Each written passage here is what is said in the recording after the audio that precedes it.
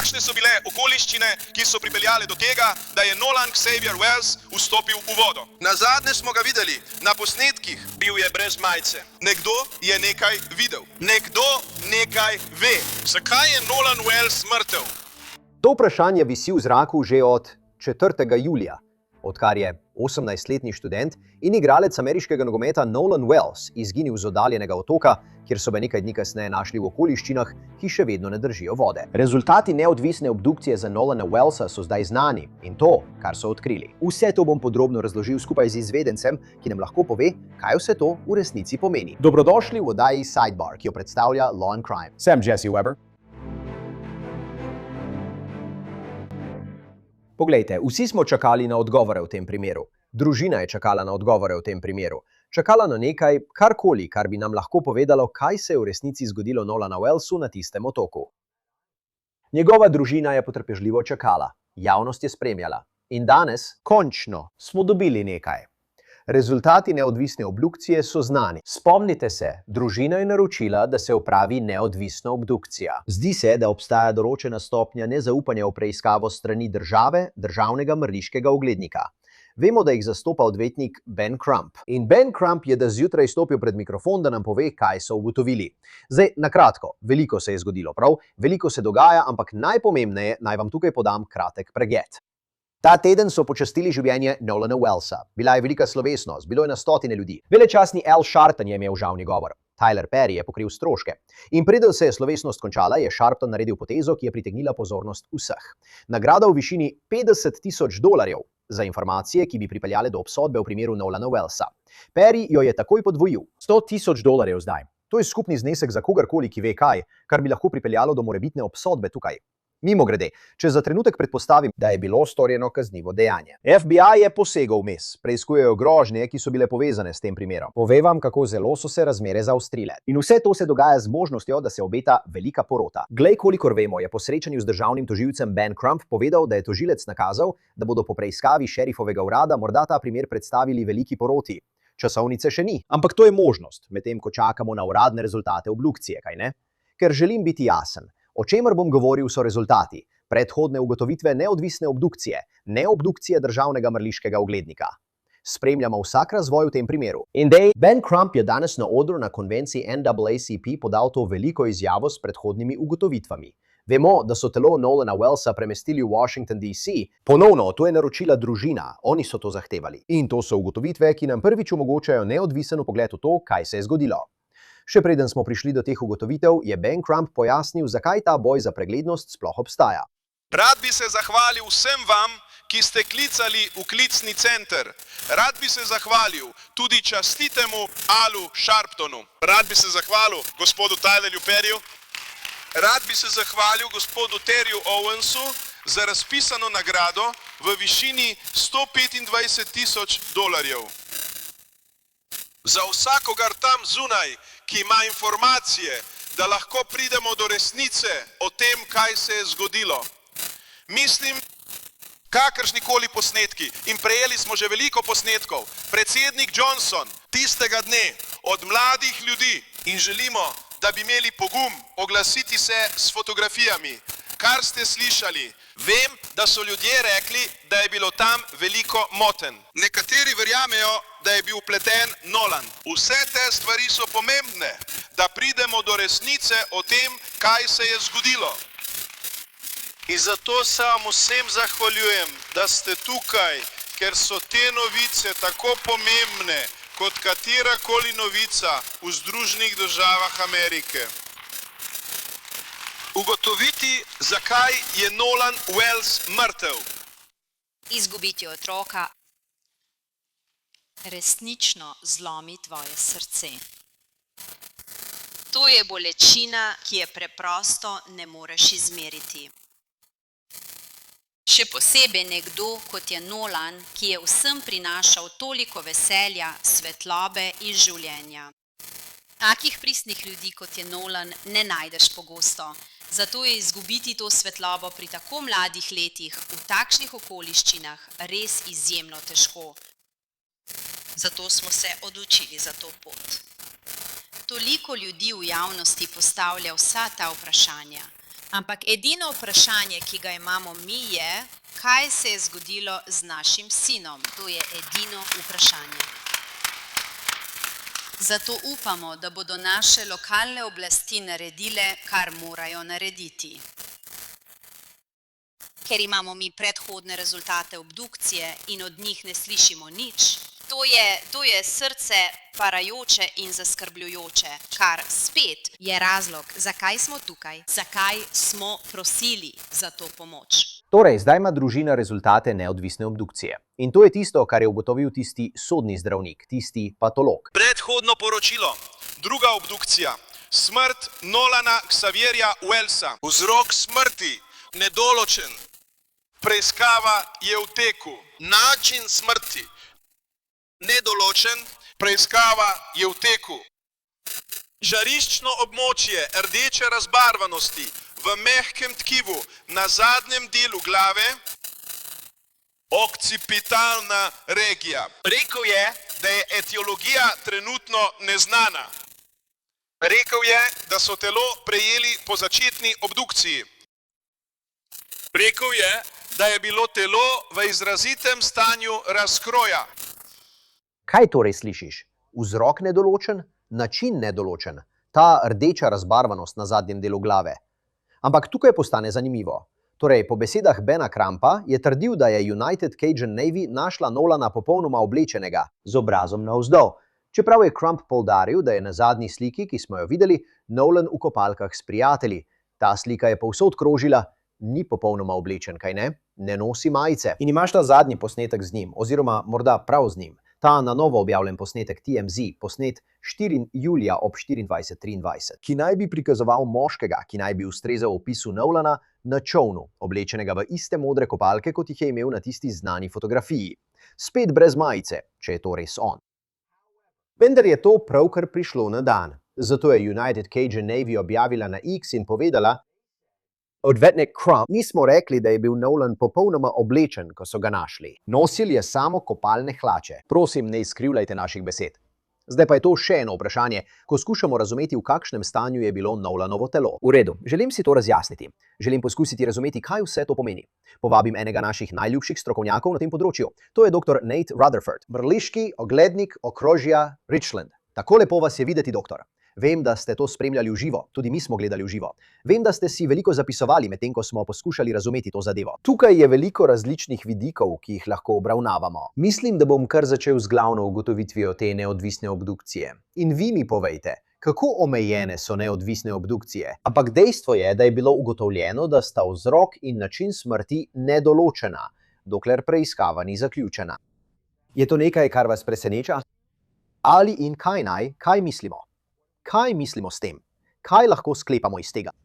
Prva stvar, glede na okoliščine v zvezi s tem primerom, sem izjemno razočarana, da neodvisna obdukcija ni bila opravljena že od začetka.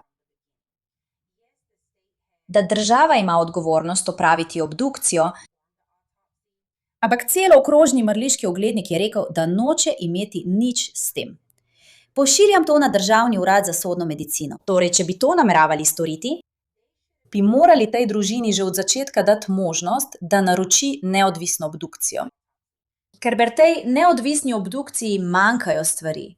Kot mati in kot članica skupnosti se s tem ne morem sprijazniti. Prva stvar, če bi nameravali zadržati kakšen del telesa, mislim, da bi moral neodvisni izvedenec to vedeti že od začetka.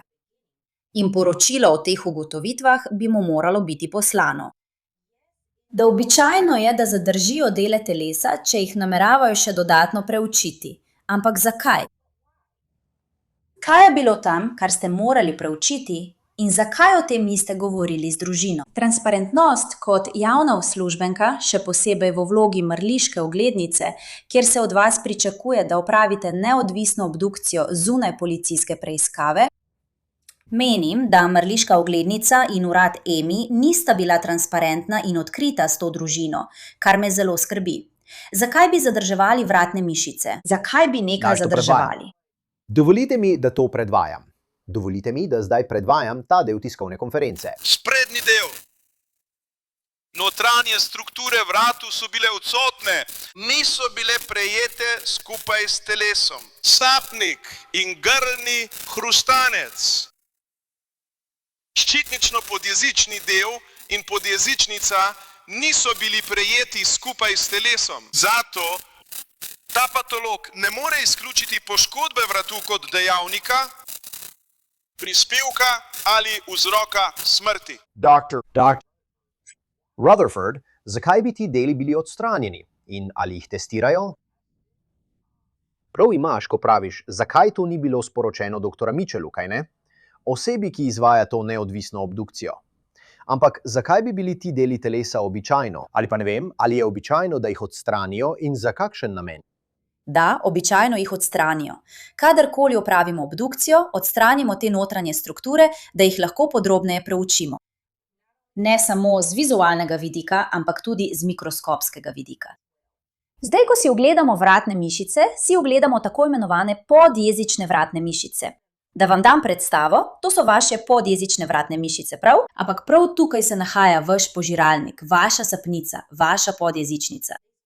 Posebej so omenili, da podjezičnica ni bila priložena telesu, ko ga je prejel neodvisni izvedenec.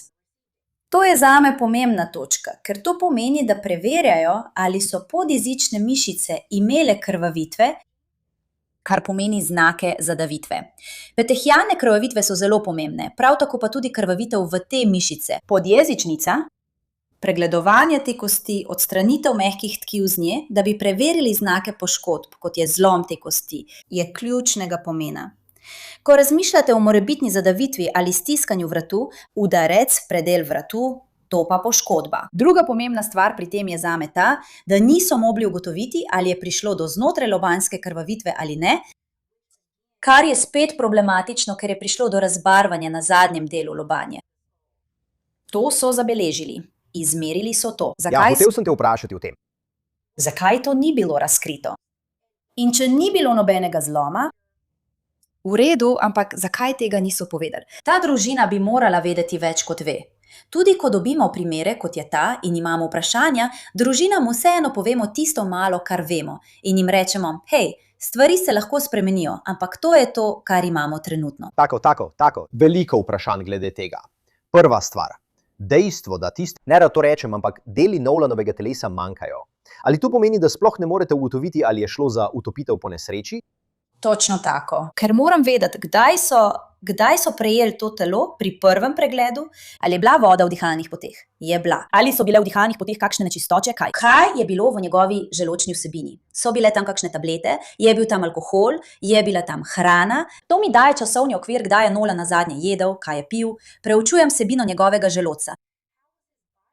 Kako so našli njegovo telo? So ga našli dejansko v vodi, resnično v vodi, ali je bil le na obali? Vse te stvari so zelo pomembne, še posebej, ko gre za smrt v vodi.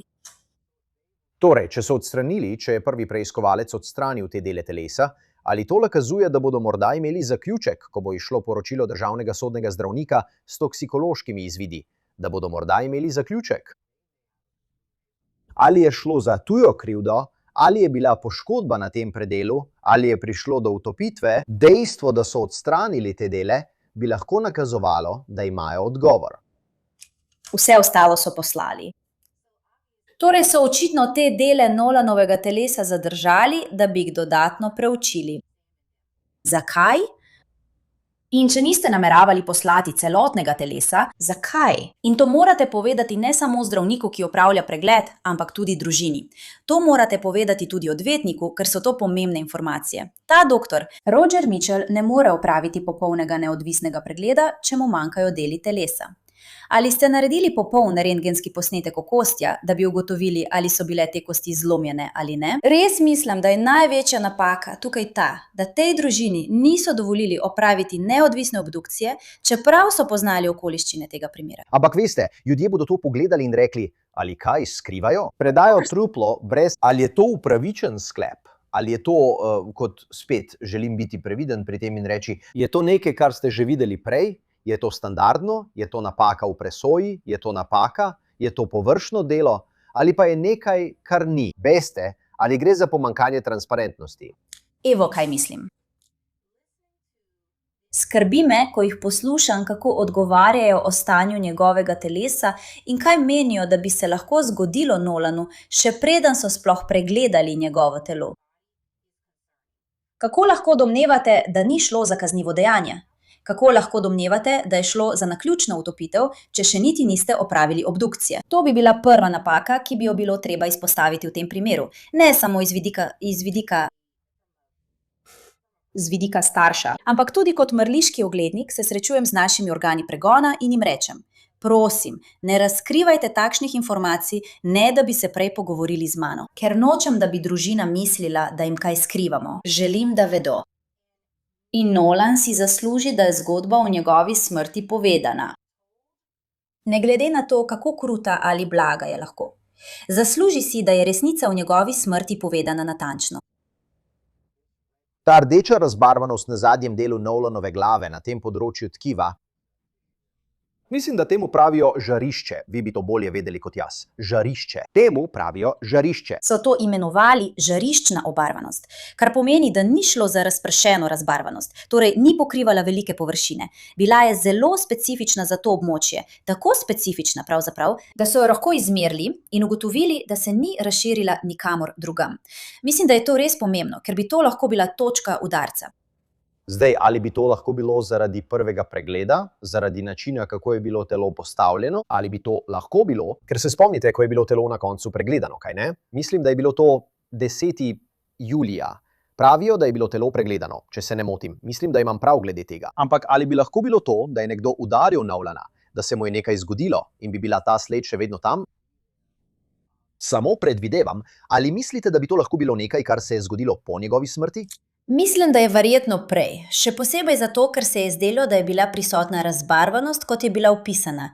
In spet imate nekoga, ki ni medicinski strokovnjak, ki bere poročilo o obdukciji, s čimer se tudi popolnoma ne strinjam, ker to samo še bolj zamegli situacijo. Res bi moral imeti doktor Mitchell ali pomočnika, nekoga z medicinskim znanjem in izkušnjami, da bi prebral to obdukcijsko poročilo, ampak sem zašla. Razbarvanje, o katerem so govorili, samo želim se prepričati, da jih pravilno citiram in povem, kar so izjavili, so rekli, da je šlo za 30x20 cm veliko rdečo razbarvanje nad zatilno kostjo. Mislim, da je to pomembno, ker to kaže na udarec od zadaj. Ne glede na to, ali je povzročilo znotraj lobanjsko krvavitev ali ne, vemo, da s tem ni bila povezana noben zlom lobanje pod tem mestom. Torej, dejstvo, da se mu je to zgodilo, vemo, da je šlo za predsmrtni dogodek, da se je to zgodilo preden je umrl, saj po smrti dejansko ne pride več do modric. Preverimo te modrice, pravzaprav. Patolog prereže te modrice in išče določene stvari.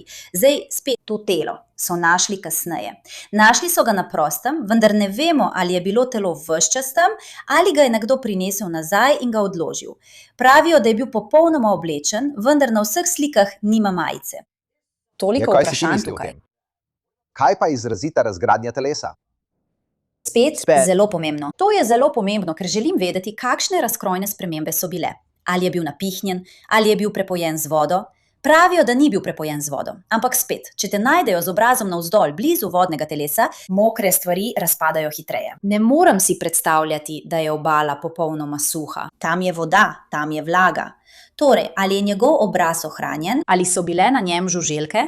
Morala bi biti opravljena neka preiskava, tudi s forenzičnim entomologom, da bi lahko rekli, ali je bila tukaj prisotna aktivnost žuželk.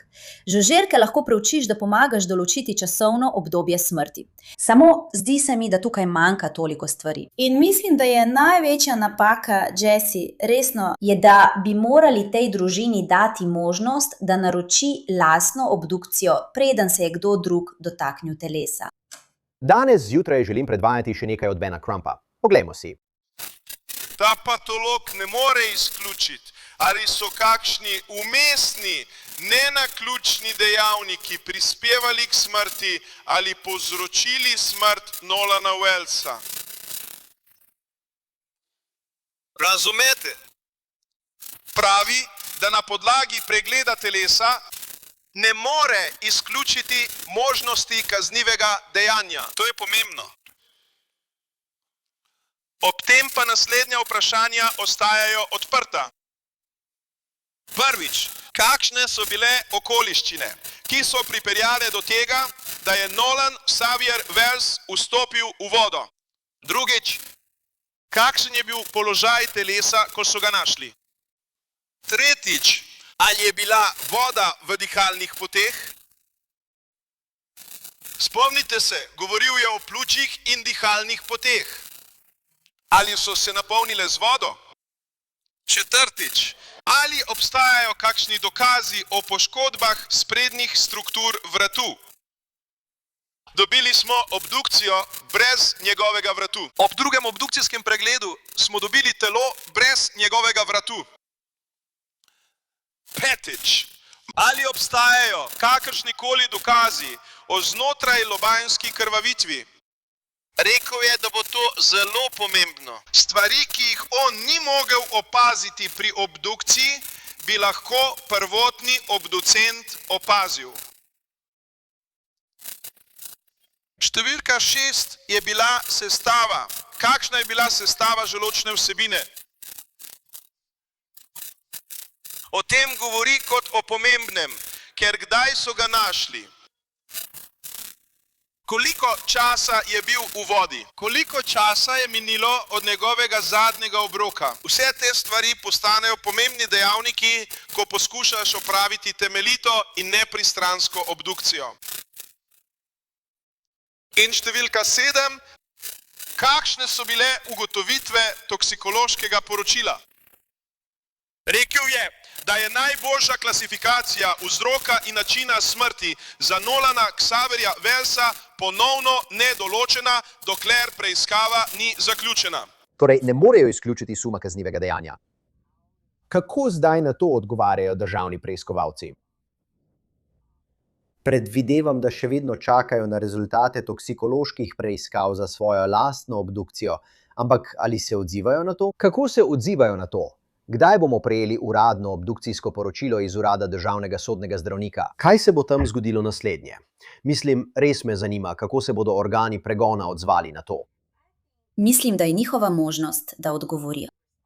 Mislim, da je to edina prava stvar, ki jo lahko naredijo. Dejstvo, da so se odločili, da ne bodo odgovorili, dejstvo, da so se odločili, da ne bodo bili transparentni in da ne bodo delili informacij, ni le kršitev dolžnosti, ampak je tudi izdaja javnega zaupanja. Javnost vam zaupa, da poveste zgodbo o tem, kako so ljudje umrli, kakršnakoli že je ta resnica. In če imajo kaj, morajo govoriti z družino. Ni jim treba imeti tiskovne konference o tem. Ni jim treba govoriti z nikomer drugim kot s to družino. In povejte družini, hej, želim to deliti z vami, ampak potrebujem, da tega ne delite, dokler ne dobimo vseh poročil nazaj. To je zelo preprosta prošnja. Ta starša želita vedeti, kaj se je zgodilo njunemu sinu. To je najmanj, kar bi lahko storili, da odgovorijo in rečejo, zato to govorimo. Sum kaznivega dejanja. Tako smo to zaključili. In zanima me, če res obstaja razlika med tem, kar je pokazal tisti zdravniški pregled in tem, kar je tukaj, mislim, že zdaj se bo pojavilo veliko vprašanj. Ta tiskovna konferenca bo sprožila veliko vprašanj. Toksikološke ugotovitve, koliko bo to pomagalo zapolniti vrzeli? Ne vem, če bo. Če tam ni ničesar, potem to ne prispeva k vzroku smrti. Kaj pa, če je tam kaj? To je študent, športnik. To je nekdo, ki je bil ponosen na svoje atletske sposobnosti in na to, da ostaja zdrav, da lahko igra nogomet. To je bila njegova prva ljubezen. Slišite, kako njegov oče tako strastno govori o sinovi nogometni karieri in o tem, kaj je poskušal doseči. Zato si ne morem predstavljati, da je to otrok, ki bi bil tukaj zunaj in bi jemal droge ter pil alkohol. In če ga je kdo videl, da počne te stvari, naj stopi naprej, naj nekaj pove, ker verjemo kot starši, da nam naši otroci ne povedo vsega, kar počnejo. Je študent, mogoče res, kdaj pa kdaj počne kaj takega, ampak nekdo mora nekaj povedati. Nekdo to počne. In poglej. Mislim, celo veš, kot sva govorila o tem, da bi se pojavil tisti videoposnetek, na katerem bi lahko bil Nolan, to je del sestavljanke, kaj ne? Več videoposnetkov prihaja ven, vzpostavi se časovnica. Nekaj je na tej ideji, da je bilo tam toliko ljudi in ne veš še, kdo je govoril s kom in kakšni so bili ti razgovori. Ampak spet, moraš si predstavljati, da ima morda nekdo več informacij, ker trenutno na podlagi te neodvisne obdukcije in bomo videli, kaj se bo zgodilo z uradno obdukcijo, to lahko pove le toliko. Torej, dr. Nita Rutherford, najlepša hvala, da ste prišli. Res cenim to. Najlepša hvala. In to je vse, kar imamo za vas trenutno tukaj na Sidebarju. Hvala vsem, da ste se nam pridružili in kot vedno, prosim, naročite se na YouTube, Apple Podcasts, Spotify ali kjerkoli poslušate podcaste. Najdete nas tudi na NBC-jevi platformi Peacock. Če me želite spremljati na X-u in Instagramu, moja oddaja na News Nation Jesse Weber Live od ponedeljka do petka ob 23. uri po vzhodnem času. Se vidimo naslednjič. Vsi skupaj.